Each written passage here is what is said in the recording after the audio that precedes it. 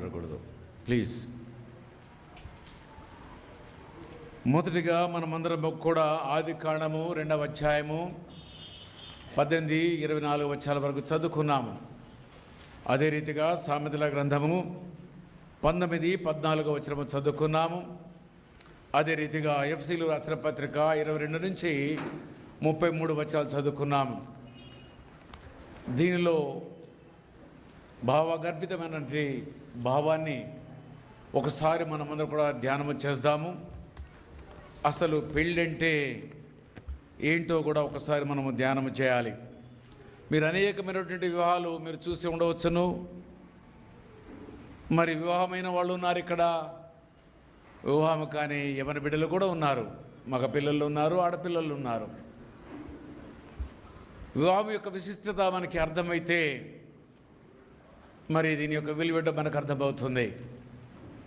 Hebrew రాసిన పత్రిక 13వ అధ్యాయము 4వ వచనం మనం చూసినట్టయితే వివాహం అన్ని విషయములో ఘనమైనది అని అంటాడు. ఈ భూమండలం మీద ఏదైనది ఘనమైనది ఉంది అని అంటే అది పెళ్ళి మాత్రమే, వివాహం మాత్రమే.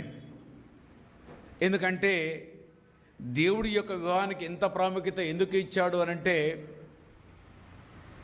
ఆది మానవులైనటువంటి ఆదాము అవల్ని ఇరువురిని సృజించిన తర్వాత ఆదాము గారు ఈ భూజంతువులకి, ఆకాశరములకు, నేల మీద ప్రాకే ప్రతి పురుగుకు కూడా ఆయన పేర్లు పెట్టించాడు. దానిలో ఆడ మగ అన్నీ కూడా కలిసి వచ్చాయి. ఈ యొక్క ప్రత్యేకమైనటువంటి సృజించాడు అంటే దాన్ని బట్టేనా కానిగాక మనం ఇక్కడ పైన వ్రాయబడినటువంటి వాక్యం ఏదైతే రాశామో, మీరన్నీ పెళ్ళిళ్ళకు పోయినప్పుడు వివాహం అన్ని విషయంలో ఘనమైనదని, ఇది యెహోవా ఏర్పాటు చేసిన దినమని, దీనిని మనం ఆనందిస్తామని, అదే రకంగా ఇక్కడ ఈ వాక్యములో కూడా మనం చూసినట్లయితే ఇక్కడ వారి ఇరువురు ఏక శరీరమై ఉందురనే మాటను మనం చూస్తూ ఉన్నాము. ఏక శరీరముగా అన్న మాటను మనం చూస్తే వారిరువురు వేరు వేరు సాంప్రదాయాల్లో పెరిగినవారు, వేరువేరు పద్ధతిలో పెరిగినవారు, వేరువేరు కుటుంబాల్లో పెరిగినవారు. వీరి నైపేద్యము వారి నైపేద్యము వేరువేరుగా ఉంటుంది, కానీ వారట ఒక శరీరం అవుతారట. వివాహము తదనంతరం వారిరువురు కూడా వారిని ఏమని పిలుస్తారంటే వన్ ఫ్లెష్, ఒకే శరీరము. ఒకే శరీరం ఎట్లా అవుతారు? ఇద్దరు వేరువేరు కదా, మగవాడు ఆడది వేరువేరుగా. అంటే ఆది కాండంలో మనం ఇందాక చదివిన మాటల్లో మనం చూద్దాం. అందరూ కూడా ఆది కాండానికి రండి, అందరూ కూడా అక్కడ దేవుని యొక్క మాటలు మనము గమనిస్తాము. మరియు దేవుడైన యెహోవా నరుడు ఒంటరిగా ఉండటం మంచిది కాదు. మొదటిగా దేవునికి వచ్చిన ఆలోచన ఏంటంటే ఈ భూమండలం మీద నరుడు ఒంటరిగా ఉండకూడదు, ఆయనకు ఒక జంట కావాలని దేవుని యొక్క ప్రేరణ కలిగింది. అందుకని వివాహం అన్ని విషయంలో ఘనమైనదని ఇక్కడ లేఖనంలో మనం చూస్తూ ఉన్నాం. నరుడు ఒంటరిగా ఉండటం మంచిది కాదని, వానికి సాటి అయిన సహకారము చేస్తానని వాని కొరకు చేయుదననుకొనెను. వాని కొరకు చేయాలని కోరిక ఎవరికి కలిగిందట? దేవునికి కలిగిందట. అంటే వివాహ వ్యవస్థకి మూలం ఎవరు? దేవుడే. ఈ యొక్క వివాహం జరిపించాలని, పురుషుడు ఒంటరిగా ఉండకూడదని, స్త్రీ ఒంటరిగా ఉండకూడదని రాజు బిడ్డైనా, ప్రధానమంత్రి బిడ్డైనా, లేకపోతే దేశాధ్యక్షుడి యొక్క బిడ్డైనా, కొడుకైనా వాళ్ళకి ఏం కావాలి చెప్పండి? తోడు కావాలి. అంటే కోట్ల రూపాయలైనా కాపాడతాయి కాదు. అంటే ప్రతి స్త్రీకి, ప్రతి పురుషుడికి ఏమి కావాలంటే ఒక పురుషుడికి స్త్రీ కావాలి, ఒక స్త్రీకి పురుషుడు కావాలి. ఇది దేవుని యొక్క ఉద్దేశం. చదమ్మా. దేవుడైన యెహోవా ప్రతి భూజంతువును, ప్రతి ఆకాశ పక్షిని నేల నుండి నిర్మించి ఆదాము వాటికి ఏ పేరు పెట్టునో చూచుటకు అతని యొద్దకు వాటిని రప్పించెను. 21 వచనం చదువు. 21. అప్పుడు దేవుడైన యెహోవా ఆదామునకు గాఢనిద్ర కలుగజేసి అతడు నిద్రించినప్పుడు అతని ప్రక్కటెముకలలో ఒక దానిని తీసి ఆ చోటును మాంసముతో పూడ్చివేసెను. ఆగమ్మా, ఇక్కడ దేవుడు ఏం చేయాలనుకున్నాడంటే వేరువేరుగా అనుకోలేదు. వేరువేరుగా అనుకుంటే దేవుడు మరొక స్త్రీని సిద్ధపాటు చేసేవాడు. దేవుడికి అది పెద్ద కష్టమైన పనేమి కాదు. పురుషుని సృజించిన దేవుడికి అదే మట్టి ఎర్రమన్ను తీసుకొని మరొక స్త్రీని తయారు చేయగలడు. కానీ దేవుని యొక్క సంకల్పం అది కాదు. ఎందుకంటే మనం తీసుకున్న అంశంలో మనం చూసినట్టయితే వారిద్దరూ ఏక శరీరం అనే మాట మనము తీసుకున్నాము. కాబట్టి దేవుడు కూడా మనం చూసినట్టయితే దేవుడు అనే మాట ఏంటంటే, ఒక నరుడు ఒంటరిగా ఉండకూడదు, వానికి ఒక సాటి అయిన సహకారిని చేస్తాను అని మరొక సహకారిని తయారు చేయలేదు. కానీ బైబిల్ లెక్క ప్రకారంగా ఆ ఆదాముని ఏమి చేశారంటే మంచి గాఢ నిద్ర కలిగించాడు. గాఢ నిద్ర అంటే మీ అందరికీ చాలామందికి ఆపరేషన్లు ఉంటారు దీంట్లో.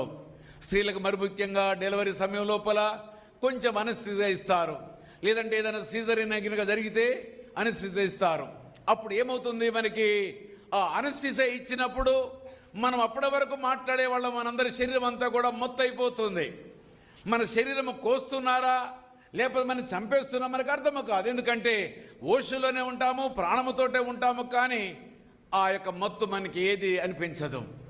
కానీ అదే రకంగా దేవుడు ఏం చేశాడంటే వేరు వేరు వ్యక్తులు వద్దు, ఒకే శరీరము కావాలి. ఒకే శరీరము కావాలంటే ఆదాము నుంచే అవ్వను తయారు చేయాలని దేవుని యొక్క ప్రణాళిక. అందుకే ఆదాముకు గాఢ నిద్ర కలగజేసి అతను నిద్రించినప్పుడు అతని ప్రక్కటెముకలో ఒక దానిని తీసి ఆ చోటును మాంసంతో పూడ్చివేశాను. అంటే ఇప్పుడు భార్య ఎక్కడి నుంచి వచ్చింది? మీరెవరు మాట్లాడతలేదు. ఎక్కడి నుంచి వచ్చిందండి? తలలోకి వెళ్ళి తీయొచ్చు కదా, తలకెళ్ళి తీయొచ్చు కదా దేవుడు, కాళ్ళకెళ్ళి తీయొచ్చు కదా.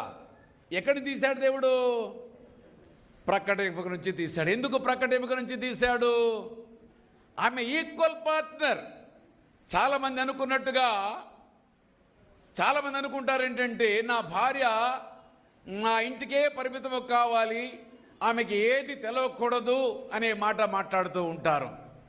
జీవిత భాగస్వామి అంటే అర్థం ఏంటంటే నీ జీవితంలో కొన్ని విషయాలు, కొన్ని జబ్బులు నీ భార్య, నీ తల్లికి చెప్పుకోలేవు, నీ కుమారులు చెప్పుకోలేవు, నీ కుమార్తెలకు చెప్పుకోలేవు. ఎవరికైనా ఏదైనా వృద్ధాప్యంలో కానీ ఎవరిలో నీకు వచ్చిన కష్టాన్ని చెప్పుకునేది ఏకైక నీ భార్యకు మాత్రమే నువ్వు చెప్పుకోవాలి. అదొక్కటే కాదు, జీవిత భాగస్వామి అంటే అతని ఈ జీవితంలో కలిగే ప్రతి మార్పుని, అతను కలిగిన ప్రతి రూపాయ ఏదైతే ఉందో అన్నీ కూడా ఆ స్త్రీకి తెలిసి ఉండాలి. అందుకే ఇక్కడ ఈ మాటల్లో మనము చూస్తే ఆ ప్రక్కటెముకను తీసుకొని చేసినట్టుగా మనము చూస్తున్నాము. ఎందుకంటే పైన కాదు, ఇటు క్రింద కాదు. చాలామంది లోకం అనుకుంటారు కదా, నువ్వు నా చెప్పు లెక్క నా కాలు కింద చెప్పు వలె నువ్వు ఉండాలి, నా కాలు కింద చెప్పు వలె నువ్వు ఉండాలి. కానీ బైబిల్ ఏమి చెప్తుంది? బైబిల్ చెప్పే మాట ఏంటంటే క్రింద కాదు పైన కాదు, సమానంగా ఉండాలి. Your partner should be A like equal. నీ భార్య నీతో సమానంగా ఉండాలి అని దేవుడు తలంచి ఆ ప్రక్కటెముకను తీసుకొని వచ్చి ఆ యొక్క ప్రక్కటెముకతోటి మరి అవ్వను తయారు చేశాడట. తయారు చేసిన తర్వాత 22వ వచనమ్మా, తరువాత దేవుడైన యెహోవా తాను ఆదాము నుండి తీసిన ప్రక్కటెముకను స్త్రీనిగా నిర్మించి ఆమెను ఆదాము వద్దకు తీసుకొని వచ్చాను. ఆమెని తయారు చేశాడు. ఒక ఎముకనే తీసుకున్నాడు. ఆ ఒక్క ఎముక లేకుండా చేయగలడు, ఆ యొక్క ఎముకతో కూడా చేయగలడు దేవుడు తలుచుకుంటే. అయితే దేవుడు ఏం చేశాడంటే ఒక ప్రక్కటెముకను తీసుకొని అవని పరిపూర్ణంగా తయారు చేశాడు. అంటే చిన్న బాలిక కాదు, లేకపోతే వృద్ధురాలు కాదు.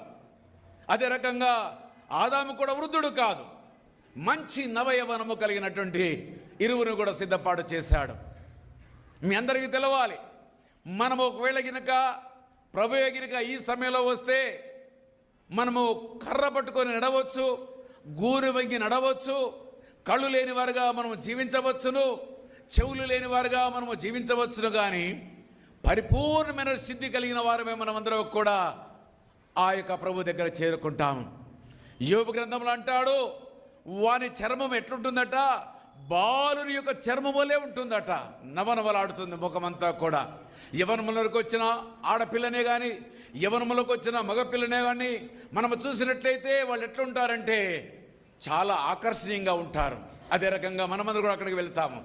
అదే రకంగా ఇక్కడ మనం చూసినట్టయితే దేవుడు ఏమి చేశాడంటే ఆదామునే కానీ అవనే కానీ పరిపూర్ణమైనటువంటి యవ్వనమైనటువంటి వయస్సులోకి వచ్చిన వారిగా వారి ఇరువురిని తయారు చేశాడు. తయారు చేస్తే ఇక్కడ ఆదాము గారు ఒక మాట అంటున్నాడు, చదవమ్మా ఇప్పుడు. అప్పుడు ఆదాము ఇట్లా నేను అప్పుడు 23వ వచనం అందరూ కూడా చూడండి, బైబిల్ వారందు. అప్పుడు ఆదాము ఇట్లా నేను నా ఎముకలలో ఒక ఎముక, నా ఎముకలలో ఒక ఎముక, నా ఎముక, నా మాంసములో మాంసము, నా మాంసములో మాంసము, ఇది నరునిలో నుండి తీయబడెను గనుక, ఇది నరులో నుండి తీయబడను గనుక నారి అనబడును. నారి అనబడును. స్త్రీకి పేరు పెట్టేశాడు. ఇది నరులో నుంచి తీశాను కాబట్టి దీనికి ఏమన్నాడు చెప్పండి? నారి అని అన్నాడు. అయితే ప్రియ సంఘమా, మీ అందరూ కూడా మనమందరం కూడా గుర్తెరగాలి. వ్యవస్థ యొక్క ప్రాముఖ్యతను మనము గుర్తెరగాలి. చాలామందికి వివాహం చేసుకుంటారు కానీ భార్యను ఎలా ప్రేమించాలి, భార్యను ఎలా గౌరవించాలి, ఆమెను ఏ రకంగా చూసుకోవాలనేది ఇందాక మనం చదువుకున్న ఎఫ్సి రాసిన పత్రిక 5:22 నుంచి 32 వరకు మనము చదువుకున్నాము. దానికి కూడా వివరణకు నేను వస్తాను. మొదటిగా మనము చూసినట్లయితే ఇక్కడ ఆదాము అంటున్నాడు ఏంటంటే, అప్పుడు ఆదాము ఇట్లా నేను నా ఎముకలలో ఒక ఎముక, ఎముకల్లో ఒక ఎముక, నా మాంసములో మాంసము, నా మాంసములో ఒక మాంసము, ఇది నరునిలో నుండి తీయబడెను గనుక, నరులోకి వెళ్ళి నాలోంచి తీయబడ్డది కాబట్టి నారి అనబడును. నారీ అనబడను అన్నాడు. అయితే మరొక అధ్యాయాన్ని చూద్దాం మనమందరం కూడా. పరమగీతాలు 564వ పేజీ, 564వ పేజీలో మనము చూస్తే అక్కడ 2:16లో ఒక మాట మనము చూస్తాము. ఇక్కడ మనము ఆది కాండంలో మనము చదివాము. ఆదాము అన్నాడు, నా ఎముకలో నుంచి తీయబడ్డావు కాబట్టి ఇప్పుడు నువ్వు నారీ అని అన్నావు. మనము లోకములు అంటాం కదా, ఏమంటాము? నారీ మనులు అంటాం. స్త్రీలను ఏమని పిలుస్తాం చెప్పండి? నారీ మనులను మనం పిలుస్తాం. అయితే ఆదాము పెట్టిన పేరు ఏదైతే ఉందో ఇప్పటికీ మనం దాన్ని కొనసాగిస్తున్నాం, నారీమణులని. అయితే ఇక్కడ పరమగీతాల్లో ఒక మాట అంటున్నాడు, చూద్దాము చూడండి. నా ప్రియుడు నావాడు, నా ప్రియుడు నావాడు, నేను అతని దానను, నేను అతని దానను. అంటే పెళ్లి యొక్క ఉద్దేశం ఏంటి చెప్పండి? ఆమె నా ఆమె, నేను అతని దాన్ని. జీవితంలో చాలా మందికి పెళ్లి యొక్క వ్యవస్థ అర్థం కానిది ఇక్కడే. ఒకసారి నీవు నేను మనమందరం ఎవరమైనా కానిగాక వివాహ బంధములో మనకి ఒకవేళగా ఏకమైనట్లయితే దేవుడు మనకు సెలవిచ్చేది ఏంటంటే, నా మీద నాకు పెత్తనము లేదు. నా శరీరం మీద ఎవరికి పెత్తనము? నా భార్యకి పెత్తనము. నా భార్య శరీరం మీద ఎవరికి పెత్తనము? నాకు మాత్రమే పెత్తనము. అంటే భార్యాభర్తలుగా ఒకసారి కూడిన తర్వాత, పరిశుద్ధ వివాహంగా జరగబడ్డ తర్వాత, ఇందాక మనం చదువుకుంటే ఆది కాండంలో చదివిన మాట ఏదైతే ఉందో దాని ప్రకారంగా నా ఎముకలో నుంచి ఎముక, నా మాంసము కాబట్టి నువ్వు తీయబడ్డావు కాబట్టి నీ పేరు ఏంటంటే నారి అని అన్నాడు. ఈ నారిమణి ఏమనాలి? భర్తని ఏమన్నా మన చదవమ్మా. నా ప్రియుడు నావాడు. ఈ నారిమణి ఏమి చెప్పాలంటే జీవితకాలం అంతా కూడా నారిమణి అయినటువంటి మరి లిల్లీ షారోన్ తన జీవితంలో అనవలసిన మాట చదవం ఇప్పుడు. నా ప్రియుడు నావాడు. నా ప్రియుడు అంటే సందీప్ కుమార్ ఎవరైతే ఉన్నాడో ఇతను ఎవరు చెప్పండి? నా చదవమా. నా ప్రియుడు నావాడు. నా ప్రియుడు నావాడు అంటే ఇతడు ఏమై ఉండాలి? లిల్లీ షారోన్కి ప్రియుడై ఉండాలి. ఏమై ఉండాలి చెప్పండి? ప్రియుడై ఉండాలి. ప్రియుడై ఉండాలంటే ఆ సద్గుణాలేంటో నేను మీకు జ్ఞాపకం వచ్చేస్తాను. మన భార్య మన భర్త ఒకరికొకరు నావారు అనుకోవాలంటే ఈ శరీరం మీద భర్తకు తప్పిస్తే భార్యకి అధికారం లేదు, మరి భార్యకి తప్ప భర్త మీద వేరే వారికి అధికారం లేదు. ఒకసారి వేరైపోయిన తర్వాత, వివాహం తెరపడ్డ తర్వాత తల్లికి కానీ తండ్రికి కానీ అన్నదమ్ములు కానీ అక్కచెల్లెలు కానీ ఎవరికైనా కానీ గాక ఇప్పుడు సందీప్ యొక్క శరీరం మీద ఎవరికి అధికారం లేదు? ఎవరికీ లేదు. ఎవరికి అధికారం ఉండబోతుంది? వివాహం తదనంతరం ఎవరికి ఉండబోతుంది? లిల్లీ షారోన్కి ఉండబోతుంది. అందుకని ఇక్కడ మాటలు మనం చూస్తే నా ప్రియుడు నావాడు, నా ప్రియుడు నావాడు, నేను అతని దానను, నేను అతని దానను. ఎంత గంభీరమైన మాట! అక్కడ ఆదాము మాట్లాడిన మాట ఇక్కడ మనం పరమగీతములో మనం చూస్తే ఈ యొక్క సొలొమోను రాసిన పరమగీతములో ఏమంటున్నాడంటే ఆ మాటకి ఈ మాటకి రెండింటికి కూడా లైనప్ చేస్తూ ఉన్నాడు. అయితే ఎవరము కూడా ఒకరి మీద ఒకరికి అధికారం లేదు. ఒకసారి వివాహం జరపబడ్డ తర్వాత స్త్రీకి తన శరీరం మీద అధికారం లేదు, పురుషునికి తన మీద అధికారం లేదు. ఎవరి మీద అధికారం ఉంటుంది? పురుషుడికి స్త్రీ మీద, స్త్రీ మీద పురుషుడికి, ఇద్దరికి ఒకరి మీద ఒకరికి అధికారం ఉంటుంది. నేను ఇప్పుడు పెట్టే బేడ చదువుకొని మా అమ్మ ఊరికి పోతున్నంటే ఏమనాలి? ఇప్పుడు పోనాలా చెప్పండి? ఒకవేళ గినక లిల్లీ సారోని గినక కోపం వచ్చి నేను పోతున్నంటే ఏమనాలి? ఇప్పుడు సందీప్ ఏమనాలి? No no, you are my flesh, we are one, మనమిద్దరం ఒకటి. నువ్వు అన్నావు కదా, పెళ్లిలో వాగ్దానం చేసావు కదా, ఏమని చెప్పావు? నీవు నా ప్రియుడివి, నేను నీ దానని చెప్పావు కదా, ఇప్పుడు ఎట్లా పోతావు? నేను లేకుండా ఎక్కడికి వెళ్ళడానికి వీల్లేదు. వివాహం జరపబడిన తర్వాత లిల్లీ షారో నేను బజారుకి పోతుంటే వీతోడు పర్మిషన్ పోతుంటే ఒప్పుకునే ప్రసక్తి లేదు. ఒకవేళ అదే రకంగా సందీప్ కూడా నేను పెళ్ళికి పోతున్నా అని చెప్పి పోవడానికి వీల్లేదు. ఎవరు పర్మిషన్ కావాలి? చెప్పండి, మాట్లాడు మీరు అందరూ. మీకు సంబంధించిన మాట కదా. ఆడవాళ్ళు ఎవరు మాట్లాడరేంటి? మాట్లాడరా? మీరందరూ మాట్లాడరా? అక్క చెప్తుంది చూడు, విజయక్క చెప్తుంది, లిల్లీ షారో పర్మిషన్ లేకుండా ఎక్కడ పోతుంటే అక్కడ ఒప్పుకోవడానికి వీలు లేదు. రాత్రి 10 నేను పోయేస్తా, అక్కడ పోయేస్తా, ఇక్కడ పోయేస్తే కాదు. నీకు చెప్పవలసిన అవసరం, నేను ఎక్కడ పోతున్నాను అనడానికి వీలు లేదు. తను ఎక్కడికి పోతుంది, తన మూమెంట్ అంతా కూడా ఎవరికి తెలవాలి? తన భర్తకు తెలవాలి, భార్యకి తెలవాలి. ఇద్దరు కూడా వేరువేరుగా ఒకరికొకరు పోవడానికి ప్రసక్తే లేదు. మీరిరువురు కూడా ఎవరన్నా ఎక్కడికైనా మీరు వెళ్ళాలంటే ఒకరితో ఒకరు పర్మిషన్ తీసుకోవాలి. నేను మగవాడిని, నా ఇష్టం ఎక్కడికైనా వెళ్తాను, నీకు చెప్పవలసిన అవసరం లేదు. లేకపోతే నేను నారిని, నువ్వు నన్ను ఇబ్బంది పెడుతూ నేను వెళ్తాను అనడానికి వీల్లేదు. దీనికి ఏం కావాలి? మీ ఇద్దరికి ఈ యొక్క ధర్మశాస్త్రమే కొలమానం. మీ ఇరువురు కూడా దేనికి లోబడాలంటే మీ జీవితకాలం అంతా కూడా పరిశుద్ధ గ్రంథమైనటువంటి లేఖనాలు. ఇందాక మనం చూసాము, ఆదికాండం 18, 22, 23, 24లో చూసాం మనం. అక్కడ మనము చూసిన మాటల ప్రకారంగా ఆదాం అంటున్నాడు, నా ఎముకలో నుంచి నేను తీశాను, నీవు నా ఎముకవి, నా మాంసవి, నువ్వు నారీమణివి అని అన్నాడు. నువ్వు నారీమణి కవిత్వము రాశాడు. అయితే ఇప్పుడు నీ జీవితకాలం అంతా ఏదైతే ఈ యొక్క వివాహ బంధములు నువ్వు కట్టబడుతున్నావో, మీరిరువురు కూడా కలిసి ఉంటామని దేవుని సన్నిధిలో వాగ్దానం చేస్తున్నారో, ఈ వాగ్దానం మా ముందు చేసే వాగ్దానము కాదు, లేదా ఆ రిజిస్ట్రార్ గారి ముందు చెప్పే విధానం ఇది కాదు. మీరు ఎవరి ముందు వాగ్దానం చేస్తున్నారు? సర్వాధికారియు సర్వసృష్టికర్త అయినటువంటి దేవుని మీరు వాగ్దానం చేస్తున్నారు. మీ యొక్క పరిశుద్ధమైన వివాహాన్ని మేమేదో కొద్ది మందిము చూస్తున్నాము, కానీ పరలోకములో ఉన్నటువంటి దేవదేవుడును కోట్లాది కొద్ది దేవదూతలు కూడా చూస్తూ ఉన్నారు. ఈ యొక్క వివాహం ఏదైతే ఉందో ఇది జరపబడడానికి దేవుడు సంకల్పించింది, కానీ నువ్వు అందంగా ఉందనే, లేకపోతే నువ్వు హ్యాండ్సమ్గా ఉన్నామని కాదు. మీ ఇద్దరి యొక్క వివాహం ఏదైతే ఉందో అది దేవుని యొక్క ఏర్పాటు మాత్రమే. అయితే ఈ దినము నుంచి ఒక్కసారి ఆ సర్టిఫికేట్ మీద నువ్వు సంతకం పెట్టిన తర్వాత you have no right on your body, mister Sandeep. The same way Lilly Sharon also, నీకు కూడా నీ శరీరం మీదకి అధికారం లేదు. ఒకసారి సంతకం పెట్టిన తర్వాత నీ యొక్క ఇష్టాయిష్టాలు నెరవేర్చవు, ఆయన ఇష్టాయిష్టాలు కూడా నేర్చవు. ఎవరి ఇష్టాయిష్టాల ప్రకారంగా మీరు జీవించాలి? మీ ఇద్దరి చేతులు ఏముంది చెప్పండి? మీ ఇద్దరి చేతులు ఏముంది? టిఫిన్ తినలేదా సందీప్? ఆకలి అవుతుందా? Can you say loudly? Bible. Very good. మీ జీవితకాలం అంతా కూడా మీ దిక్చూసేదంటే నేను కాదు, మీ అమ్మ కాదు, మీ నాన్న కాదు, వాళ్ళమ్మ కాదు, వాళ్ళ నాన్న కాదు. మీ దిక్చూసి ఎవరు కావాలి? ఈ పరిశుద్ధ గ్రంథం మాత్రమే మీకు దిక్చూసి కావాలి. మీరు ఏది చేయాలన్నా దీనిలోకి వెళ్ళి ఒక అక్షరము కానీ ఒక పొల్లు కానీ తీసివేయకుండా చదువుతూ దాని ప్రకారంగా మీరు జీవించాలి. అయితే ఇంకో మాట కూడా నేను మీకు జ్ఞాపకం చేస్తాను. అదే పరమగీతాలు 7వ అధ్యాయము 10వ వచనం చదవమ్మా. 7-10 వచనము. నేను నా ప్రియుని దానను, నేను నా ఇందాక అక్కడ మనం అక్కడ చూస్తున్న మాటలకి ఇక్కడ ఉన్న మాట కొంచెం తేడా ఉంది చూడరా. నేను నా ప్రియుని దానను, అతడు నా యందు ఆశాబద్ధుడు. అతడు నా యందు ఆశాబద్ధుడు. మగవాడికి సహజంగా లోకంలో టెంప్టేషన్స్ ఎక్కువగా ఉంటాయి.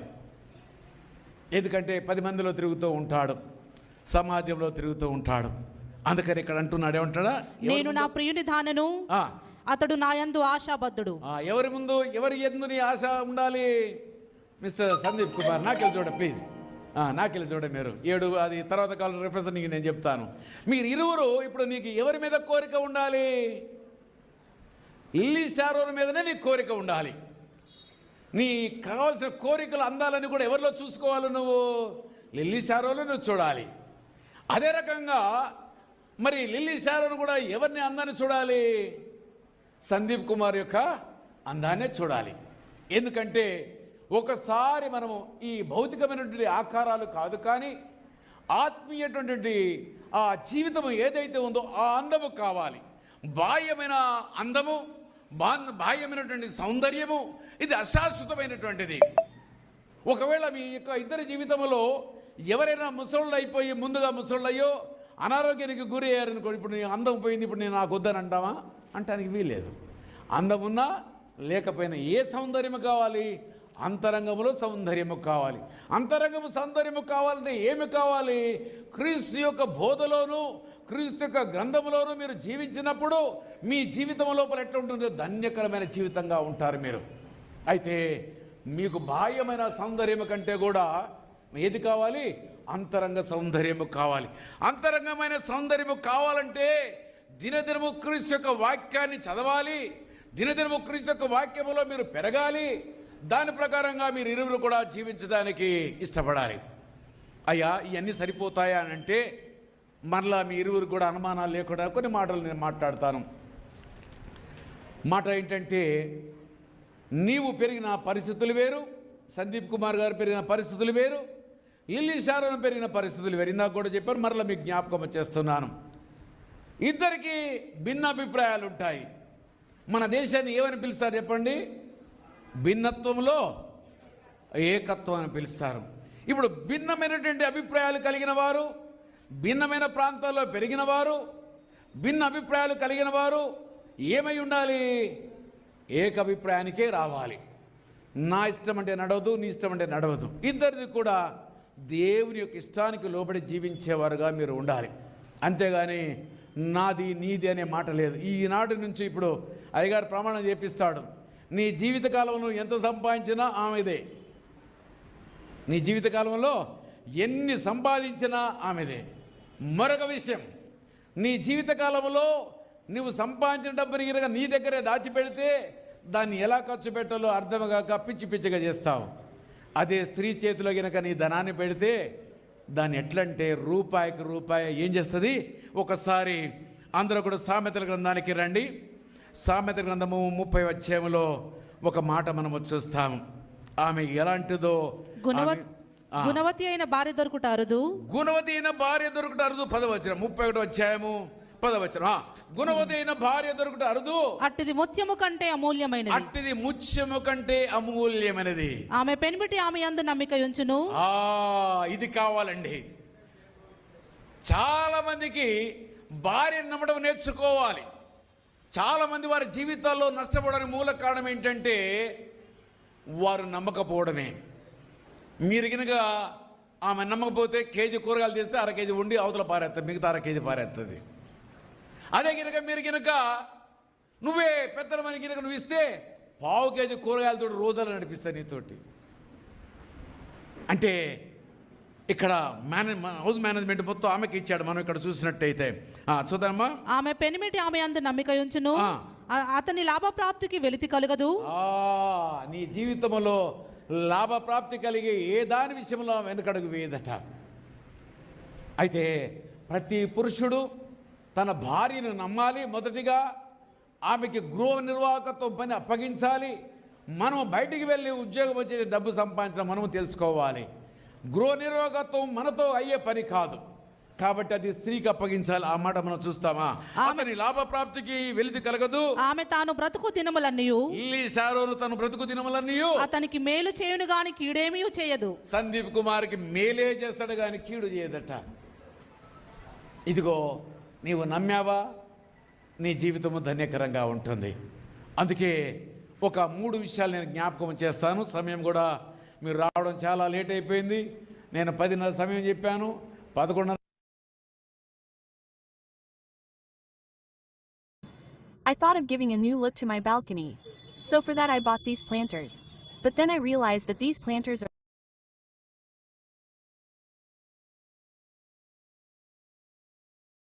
గారు చెప్పాను, అయ్యా నేను వాక్యం ఎక్కువ తీసుకుంటా, మీరు కొంచెం త్వరగా తగ్గించుకొని త్వరగా ముగించండి. ఎందుకంటే మా ప్రాంతంలో మేమందరం కూడా 1:30 గంటలకే భోజనం చేస్తాము. దీంట్లో షుగర్ పేషెంట్లు ఉంటారు, బీపీ పేషెంట్లు ఉంటారు, మందులు వేసుకునే వాళ్ళు ఉంటారు. వాళ్ళందరూ కూడా మనం చూడాలి. వాళ్ళ పెళ్ళికి పిలిచి వాళ్ళకి ఆకలి అవుతూ ఉంటుంటే మనం చేస్తే లాభం లేదు. కొన్ని పెళ్ళిళ్ళకి నేను పోతే 3:30-4 గంటలకు భోజనాలు పెడతారు. పెళ్లి కొడుకుని 10 గంటలు రమ్మంటే 3 గంటలకు వస్తాడు. ఇక పెళ్ళి ఏం చేస్తావు చెప్పండి. కాబట్టి అట్లా చేయం. మీరందరూ ధైర్యంగా ఉండండి. 1:30 కల్లా మీకు భోజనం పెడతాం. 1:30 కల్లా భోజనం పెడతాం. మీరు ధైర్యంగా ఉండండి సమయాన్ని. అయితే ఇక్కడ మనం చూసినట్టయితే ఇక్కడ అతనికి మేలు చేయును గాని కీడేమీ చేయదు. ఆమె గొర్రెబొచ్చును అవిసెనారను వెదుకును, తన చేతులారా వాటితో పని చేయును. వర్తకపు ఓడలు దూరము నుండి ఆహారము తెచ్చునట్లు ఆమె దూరము నుండి ఆహారము తెచ్చుకొనును. 16వ వచనం చదువు తల్లి. 16వ వచనం. ఆమె పొలమును చూచి దానిని తీసుకొనును, తాము కూడబెట్టిన ద్రవ్యము పెట్టి ద్రాక్ష తోట ఒకటి నాటించును. ఇదండి స్త్రీలను కనుక మనం నమ్మితే స్త్రీ చేసే పని. ఇంకా మీరు ఓపికంటే మీరు తర్వాత మీరు చదవండి. ఒకవేళ గనక గుణవతి అయిన స్త్రీ అయితే వాళ్ళ పేర్లు ఎక్కడ ఉంటాడు చూడండి. 23వ వచనం చదవమ్మా. ఆమె పెనిమిటి దేశపు పెద్దలతో కూడా కూర్చుని గవిని యొద్ద పేరు కొనిన వాడయుండును. పేరు ఎవరితోటి వస్తుంది నీకు? సందీప్ కుమార్ మంచి పేరు రావాలంటే ఎవరు కావాలి? సందీప్ కుమార్ కష్టపడితే వస్తుందా? సందీప్ కుమార్ ఎంత కష్టపడ్డా కానీ కాక ఇంట్లో ఏం లేకపోతే లాభం లేదు. లోకల్ ఒక సామెత అంటారు కదా, ఇంట్లో ఈగల మోత బయట పలకల మోత. అందుకనే లోకల్ ఒక మాట అంటారు, ఇంట గెలిచి రచ్చ గెలవాలి. అక్కడ గెలవడం చాలా తేలికే, ఇక్కడ గెలవడం చాలా కష్టం. ఇక్కడ గెలవాలంటే మనసులు కలవాలి, ఉద్దేశాలు కలవాలి, తలంపులు ఒకటి కావాలి, మాట ఒకటి కావాలి. ఇది మాత్రం అయినప్పుడు మాత్రమే నీవు ఆమెని గెలవగలవు. ఆమె కూడా అలాంటి గుణాలు కలిగి ఉన్నప్పుడు ఆమె నిన్ను గెలవగలదు. మీరిద్దరు అప్పుడు ఎట్లుంటారంటే అన్యోన్యమైన సవాసము గలవారై అన్యోన్యమైన దంపతులుగా పేరు ప్రఖ్యాతులు సంపాదించుకుంటారు. కాబట్టి దేవుడు చెప్పే మాటలకి ఇక నేను ముగింపుకు వచ్చాను. కొన్ని మాటలు నేను జ్ఞాపకం చేసి ముగిస్తాను. ఇక పెళ్ళి ప్రేమకు గుర్తుగా నేను మాట్లాడుతూ ఉన్నాను. ప్రేమించుతున్నావు అని గినక నీవు అన్నట్టయితే ఎవరిని వినపడలే నాకు. మీకు ఎవరికి వినపడదయ్యా? వినపడలేదా? తొందర భోజనం పెడతలేవు, బాధపడబాకు. మామగారు మంచి భోజనం పెడతావా మీ అల్లుడు గారికి? పెడతారా? ఓ నీవే గట్టి పాటాడు, బాగా టిఫిన్ తిన్నట్టు నలుగురు తక్కువ పెట్టి. రైట్. ఇప్పుడు నేను 3 విషయాలు నీకు జ్ఞాపకం చేస్తాను. మీ 3 విషయాలు కనుక మీ జీవితంలో జ్ఞాపకం, నా మాటలు కాదు, ఇది ఏదో లోకంలో ఉన్నటువంటి చరిత్ర నేను మీ మధ్య తేయట్లేదు. నేను మాట్లాడే ప్రతి మాట కూడా ఈ పరిశుద్ధ గ్రంథంలో మాటలే మాట్లాడుతున్నాను.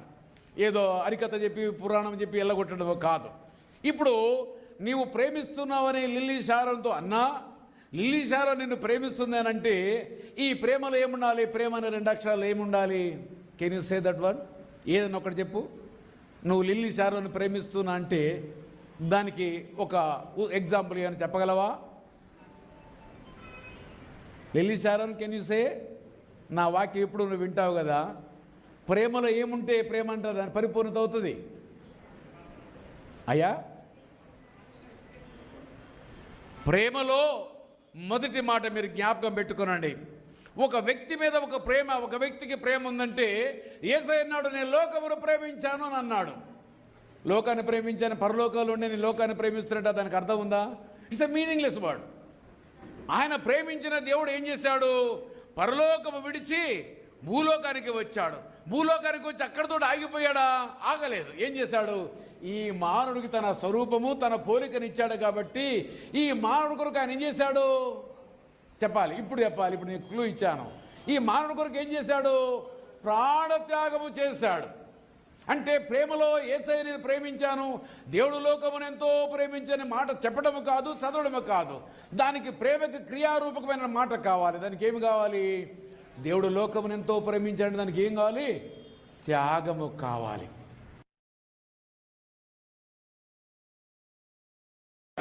మరి మన జీవితంలో రోజు ఏదో ఒక అబద్ధము మోసము ఏదో చేస్తూ ఉన్నాము.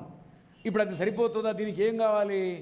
ఒక త్యాగము వెనక పక్కన ప్రేమ త్యాగమే సరిపోతుందా? మరలేమి కావాలి దానికి? క్షమాపణ కూడా కావాలి. అందుకే ప్రభు యొక్క బల్ల మనం ప్రతి ఆదివారం, వారానికి ఒకసారో లేకపోతే నెలకు ఒకసారో వారి వారి మందిరి యొక్క విధానాల్లో బట్టి ప్రభు బల్ల మనం పాలు పంపులు పొందుకుంటాము. అయితే యేసయ్య మనల్ని ప్రేమించినట్టుగానే, అంటే ఏమీ ఆశించకుండానే మనం ప్రేమించాడు. అదే రకంగా నీవు కూడా ఇప్పుడు లిల్లీ షారోని ఏ రకంగా ప్రేమించాలంటే, నీ ప్రేమ లోపల యథార్థత కనబడాలి, నీ ప్రేమలో త్యాగము కనబడాలి, నీ ప్రేమలో క్షమాపణ కనబడాలి. 3 మాటలు చెప్పాను నీకు నేను. అప్పుడే అది పరిపూర్ణమవుతుంది. ప్రేమ యొక్క పరిపూర్ణత క్రీస్తు ప్రభువారు మనకి ఏదైతే బోధించాడో, ఏదైతే ఆయన క్రియరూపంగా మనకు చూపించాడో దానిని మన జీవితంలో మన భార్యలకు కూడా మనం ఆ రకంగా జరిపించాలి. ఎందుకు? నీవు నేను మనందరూ కూడా వరుడైన యేసుక్రీస్తు ప్రభువారిని ఎదుర్కోవాలంటే, ఈ భూలోకములో ఆయన మనని ప్రేమిస్తున్నాడు, ఆయన మనని క్షమిస్తున్నాడు, ఆయన మన కొరకు త్యాగము చేశాడు. ఇదే ప్రేమ మనము కూడా అనుకరించాలి. కాబట్టి మీ ఊరి జీవితం లోపల ఒకరినొకరు ప్రేమించుకోవాలి. ప్రేమించుకోవాలంటే నీకు ఇందాక నేను 3 ముచ్చట్లు చెప్పాను. ఒకరిని ఒకరు నమ్మాలి, ఒకరి కొరకు ఒకరు త్యాగము చేసేవారు కావాలి, ఒకరిని ఒకరు వేరే వారి కంటే మిమ్మల్నే ఒకరినొకరు ప్రేమించాలి. పొరపాటు సందీప్ ఇప్పుడు అయిపోయిన తర్వాత, పెళ్ళి అయిపోయిన తర్వాత నీకంటే ఇప్పుడు లిల్లీ షారోన్ కంటే ఎక్కువగా వాళ్ళ అక్కనో, వాళ్ళ తమ్ముడినో, వాళ్ళ అన్ననో, అన్నిటికంటే వాళ్ళ నాన్ననో, వాళ్ళ అమ్మనో ప్రేమిస్తే ఇప్పుడు ఏమంటుంది షారోన్లో? ఏమొస్తుంది చెప్పండి? జెలస్ వస్తుంది. ఏమొస్తుంది చెప్పండి? అసూయ వస్తుంది. ఎందుకంటే ఇందాక మనం ఏం చదువుకున్నాం చెప్పు? నీవు నా వాడవి, నేను నీదానని. ఇక నేను నువ్వు అనుకున్నాము, ఒకే శరీరం అనుకున్నాక మళ్ళొక వేరే ఎట్లా భావం వస్తుంది? భావం రావడానికి వీల్లేదు. కాబట్టి మీరిరువురు కూడా ప్రేమిస్తున్నామని మీ లోపల క్షమాపణ గుణం ఉండాలి, త్యాగం ఉండాలి. ఈ క్షమాపణ త్యాగము లేకుండా ప్రేమ ఉందనంటే అది వ్యర్థమైన ప్రేమ. అది మాటలతో సరిపోయేది కానీ దేనికి పనికి వచ్చేది కాదు. కాబట్టి ఈ యొక్క ప్రత్యేకమైన వివాహ మహోత్సవానికి వచ్చిన మీ అందరికీ కూడా పేరు పేరున, ఈ యొక్క మధ్యలో వారి యొక్క వివాహానికి వచ్చిన మీ అందరూ కూడా పేరు పేరున నజరుడైన యేసుక్రీస్తు వారి యొక్క శుభనామములో మీ అందరికీ శుభములు తెలియజేస్తున్నాను. సహజంగా నేను నా జీవితంలో అనేక చోట్లకి వెళ్ళి పెళ్ళికి ఈ వాక్యాలు చెప్పి వచ్చాను, కానీ ఇంత డిసిప్లిన్కి ఎక్కడ కూడా కూర్చోలేదు. దేవుని నామం మీ అందరికీ కూడా దండాలు. నిజంగా నేను ఎక్కడా చూడలేదు. ఎక్కడైనా కానీ కాక మాట్లాడుతూ ఉంటారు, ఫోన్లో ఉంటారు, కానీ ఎవరు కూడా మీరు మాట్లాడలేదు. వచ్చిన మీ అందరికీ కూడా మరొకసారి నజరుడైన యేసు నామములో శుభములు తెలియజేస్తూ ముగిస్తున్నాను.